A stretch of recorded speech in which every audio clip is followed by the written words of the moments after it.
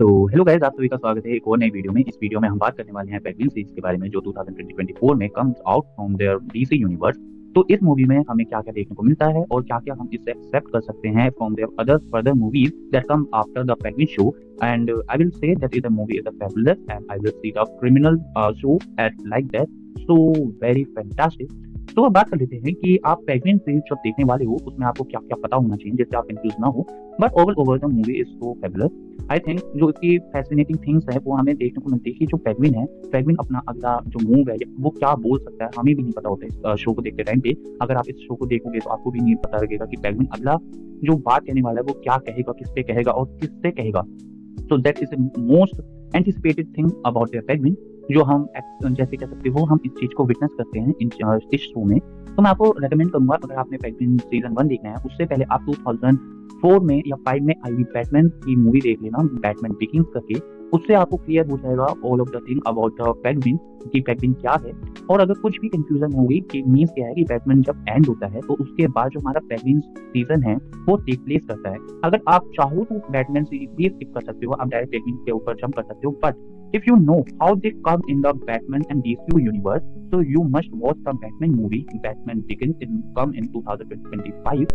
That will be the memorable thing I will see in this universe. तो मैं आपको बताना चाहता हूँ कि आप पेंगुइन में क्या क्या देखने वाले हो। तो मैं आपको स्पॉइलर पहले ही बोल दूँ, अगर आपको स्पॉइलर फ्री वीडियो देखनी है तो वो मैंने एक और डाल रखी है पेंगुइन के ऊपर, आप उसे जाके देख सकते हो, कंसीडर कर सकते हो। इसको देखने के बाद आप समझ जाओगे कि आप पेंगुइन से आगे आने वाले टाइम में क्या-क्या उम्मीद कर सकते हो कि इसके अगले शो या अगला सीजन बनेगा या नहीं बनेगा।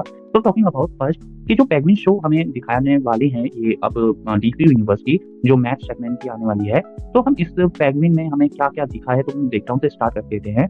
तो मुझे जहाँ तक लगा जो ऑल ओवर जो स्टोरी लाइन थी पेंगुइन की, जो हमारा डीसी यूनिवर्स से कनेक्ट करता है, गोथम सिटी में वो रहता है, उसकी ऑल ओवर जो लाइफ थी वो कैसे वो पेंगुइन और वो गैंगस्टर लाइफ में कैसे आया, वो उसका जो दिमाग था वो कैसे चेंज हुआ ऑल ओवर। तो हम फर्स्ट एपिसोड से ही देखना स्टार्ट करते हैं कि जो पेंगुइन है वो एक ऐसा बंदा है जिसको अपनी इंसल्ट पसंद नहीं है। तो हमें ये दिख जाता है कि सीजन 1 में फैल्कनीज का जो उनका होने वाला जो पर्सन है जो गैंगस्टर बनने वाला है, तो उसको वो पहले मारता है, जिससे उसको पता चलता है कि हमें कि Penguin does not like their insult. तो उसमें हमें दिख गया। तो उसके बाद वो इन चीज़ों को कैसे हैंडल करता है वो देखने में बहुत इंटरेस्ट आता है कि वो जब बंदा मर चुका है अब उसकी लाश को ठिकाने कैसे लगाएगा, ऑल ओवर द स्टफ कैसे हैंडल करने हैं, आने वाले टाइम में कैसे कैसी चीज़ें एक ही स्पेस पे दिखानी है, तो और कैसे अपने आप को उस चीज़ों से बचाना है। तो वो हम सब नोटिस करना स्टार्ट करते हैं। तो उसमें हमें क्या-क्या देखने को मिला है, तो आप फर्स्ट एपिसोड को मेमोरेबल करके आगे बढ़ते ही हो, तभी आपको पता चलता है कि जो पेंगुइन है जिसने वो बॉडी छुपाई थी, वो जब जिस फैमिली के लिए काम करता था या कि जिस फैमिली के लिए वो एक तरह से इम्पोर्टेंट था, वो उस फैमिली में एज़ ए ट्रक सप्लायर था। बेसिकली जो पेंगुइन था वो हमारा ट्रक सप्लायर था, पूरी मूवी में दिखाया पहले यही गया है कि वो एज़ ए वो स्टेप कैसे-कैसे चढ़ता है स्टेयर्स पे जिससे कि वो टॉप चेयर तक पहुँच पाए। तो उससे हमें दिखाया जाता है कि बॉटम उसकी कैसे स्टार्टिंग हुई। तो वो स्टार्टिंग थी कि वो एक पहले ड्राइवर था, ड्राइवर से वो ऐसे कुछ इवेंट टेक प्लेस कर रहे उसने खुद से जिससे उसका प्रमोशन हो गया। उसके बाद वो अब जो है ड्रग सप्लायर का मेन मैन है, जो ड्रग सप्लाई करवाता है विद देयर ऑल पर्सन जो उसकी मदद करते हैं उसको सप्लाई करने में ड्रग्स को। तो वो हमें देखने को मिलता है।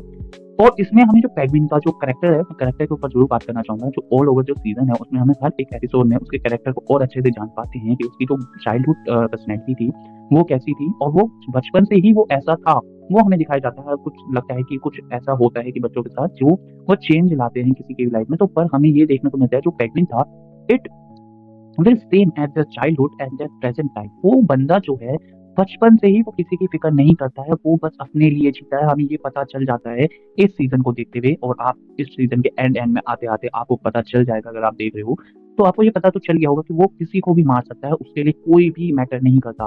वो अगर उसका कितना भी मदद करे, उसकी जान भी क्यों ना बचाए, पर उसके लिए वो कोई फर्क नहीं पड़ता उसको, वो उस बंदे को भी मार देता है जो उसकी मदद करता है। तो हमें इस सीजन से पता चल जाता है। जैसे हमारा बेचारा विक, भाई हम सोच रहे होंगे, बहुत सारे लोग सोच रहे थे कि भाई विक ही आगे चल के पेंगुइन को मारेगा, ये इसका टेक ओवर कर लेगा, ये सब कुछ होगा।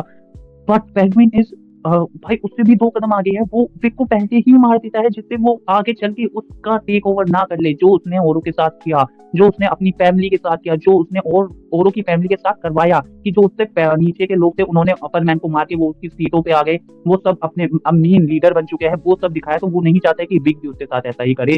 तो I will not always be surprise कि उसने विक मार दिया। मुझे लग ही रहा था कि इसने जब बोला ना कि भाई मैं अब आपकी फैमिली बन गया हूँ विक ने, तो मैं तभी समझ गया था कुछ तो कांड अब होगा, बिल्कुल होगा, क्योंकि पेंगुइन इतना स्मार्ट तो है कि वो जानता है कि उसकी फैमिली ही उसे बहुत ज्यादा इट इज कह सकते हो कि फैमिली की वजह से ही वो उसको डर लगा रहेगा कि मेरी फैमिली भी मुझे मार देगी, जैसे उसने औरों की फैमिली के साथ किया है, तो वो नहीं चाहेगा कि उसके साथ भी ऐसे हो। तो मैं ये देख के बहुत, मुझे जहाँ तक एक्सपेक्टेशन थी वो हुआ भी, उसने विक को मार दिया। तो भाई आप अगर इस शो को देखते हो तो भाई मेरा दिमाग खराब हो जाता है कि penguin it does not accepted anything. आप उससे कुछ एक्सेप्ट नहीं कर सकते कि वो ये कर देगा, वो कुछ और अलग कर देता है। भाई आप कितना ही एंटिसिपेट कर लोगे किसी इंसान को, वो एंटिसिपेटेबल है ही नहीं बनता। भाई उसकी क्या बात करेगा, वो किससे मिलने जाएगा, वो किसको, भाई उसकी जो बातें थी भाई मैं बता रहा हूँ आपको, पूरी शो में मजा आ जाता है।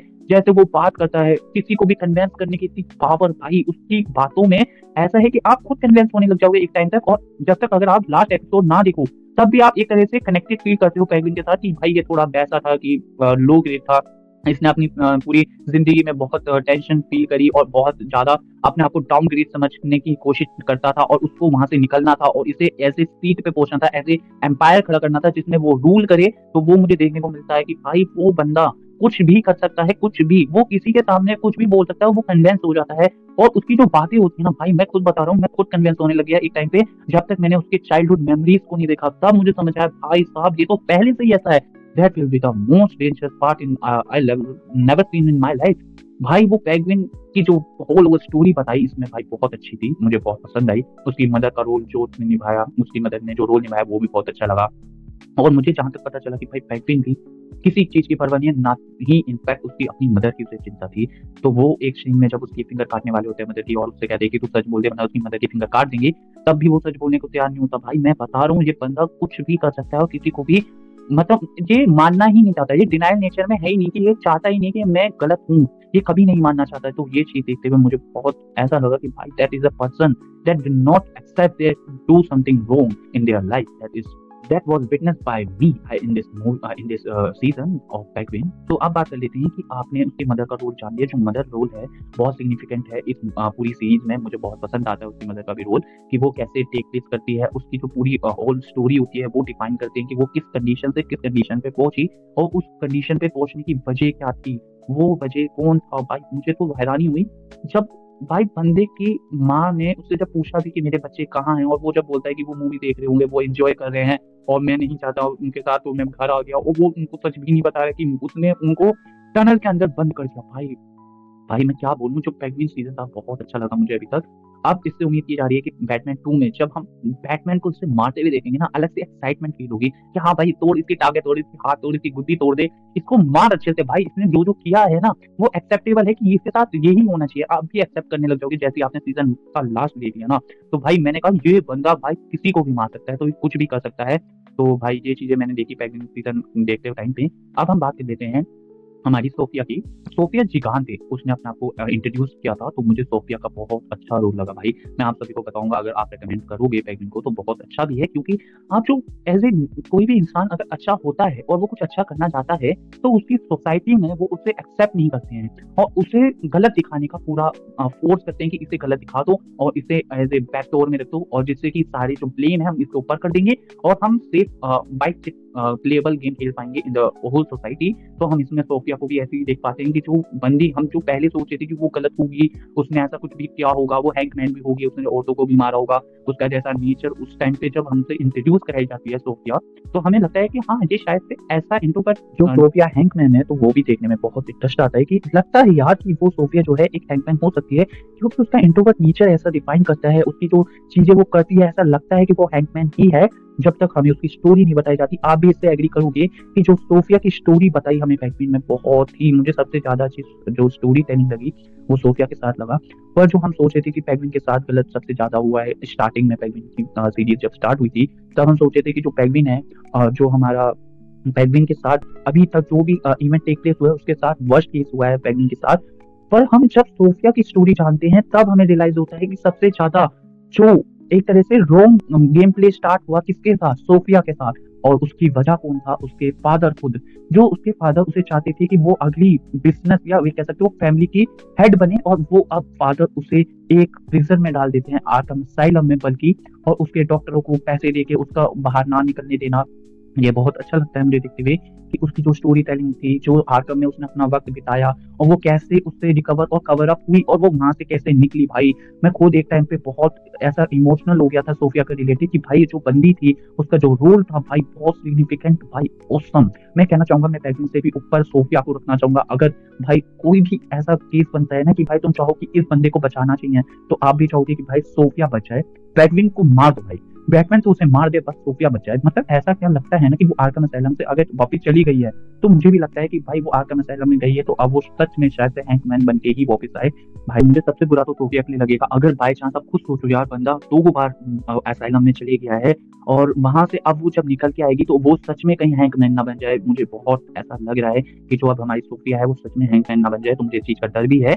और मुझे लगता है ऐसा होना भी चाहिए क्योंकि जो है सोफिया जिस एक गोथम सिटी में रह रही है वो सिटी नहीं है कोई भी शरीफ इंसान वहाँ पे रह सके। अगर उसे वहाँ पे रहना है तो उसे भी वैसा ही बनना पड़ेगा गोथम सोसाइटी जैसा। तो मुझे जहाँ तक लगा सोफिया का जो पूरी ऑल ओवर स्टोरी लाइन थी मुझे बहुत फैसिनेटिंग लगी, अच्छी लगी कि उसकी जो कहानी बताई गई। आप भी बताना कमेंट सेक्शन में कि आपको उसकी स्टोरी लाइन कैसी लगी, उसके बारे में बात करेंगे हम कमेंट्स में। आप भी मुझे बताते रहना कि आपको क्या क्या लगा और आपको क्या मिसिंग लगा इस पूरी पैगविन सीरीज में। और जहां तक बात है पैगविन को लेके तो पैगविन पूरे ऑल ओवर द गैंगस्टर जो फैमिलीज थी, जो मेनली 2 गैंगस्टर फैमिलीज हमें दिखाई गई थी, एक तो हमारी फैल्कोनीज एंड एक मरूनीज। और इन दोनों के बीच में जो हमारी एक तरह से पूरी होल और मतलब वॉर चलती रहती है पूरे सीजन में, वो हमें दिखाई जाती है कि वो कैसे उसका एडवांटेज लेके पैगविन इन सबको वॉर में डाल के और उनका जो फैमिली है उनको खत्म करता है। भाई मैं देख के हैरान हो गया ये बंदा क्या क्या कर सकता है, उसने भाई जिंदा सकता है। उस टाइम पे तो मुझे ये लगा था कि ये पैगविन का कोई ऐसा एक्सीडेंट हुआ था उसकी लाइफ में जिसकी वजह से वो ऐसा बना है, पर उसके जो चाइल्डहुड की मेमोरीज थी, उसकी माँ की जो मेमोरीज थी, उसके बाद पता चलता है ये बंदा भाई पहले से ही ऐसा है और ये कुछ भी कर सकता है। भाई मैं तो अब जरूर चाहूंगा कि बैटमैन इसे अच्छे से मारे। भाई कौन कौन चाहते हैं कि इसे बैटमैन अच्छे से पीटे और इसकी मतलब हड्डियां तोड़े। तो कमेंट सेक्शन में लाइक एंड शेयर और पहले चैनल को लाइक एंड सब्सक्राइब कर देना और कमेंट में बताना अपने थॉट्स कि आपको कैसा लगा बैटमैन सीजन।